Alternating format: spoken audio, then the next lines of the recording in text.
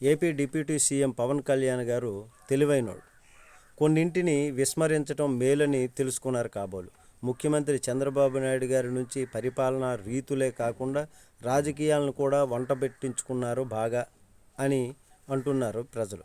అయితే మరి టీడీపీకి సంబంధించి చిన్న విషయం ఏమైనా ఉన్నా కానీ పవన్ కళ్యాణ్ గారు తనదిగా భావించి వాళ్ళకంటే ముందుగానే రియాక్ట్ అవుతూ ఉంటారు, అందరికీ తెలిసినటువంటిది.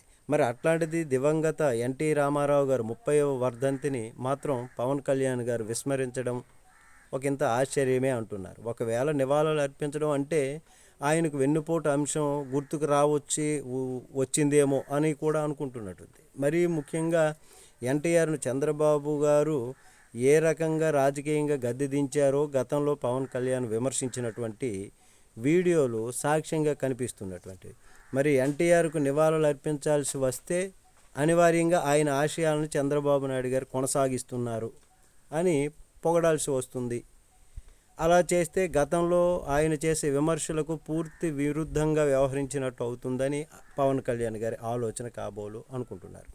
మరి అందుకే ఇవాళ దివంగత ఎన్టీఆర్ వర్ధంతిని టీడీపీ సొంత వ్యవహారంగా మిగిలిన రాజకీయ పార్టీలతో పాటు పవన్ కూడా చూడడం ఆశ్చర్యమే అంటున్నారు.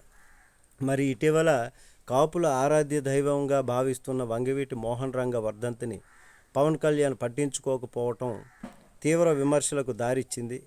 మరి అలాంటిది ఇప్పుడు ఎన్టీఆర్కు నివాళులు అర్పిస్తే కాపుల్లో తనపై అసహనం ఏర్పడుతుందనే కారణం కూడా కావచ్చు అంటున్నారు కొందరు. మరి సినీ రాజకీయ రంగంలో ఎన్టీఆర్ కీర్తి సంపాదించుకున్నారు. ఎన్టీఆర్కు నివాళులు అర్పించడం తప్పేమీ కాదు.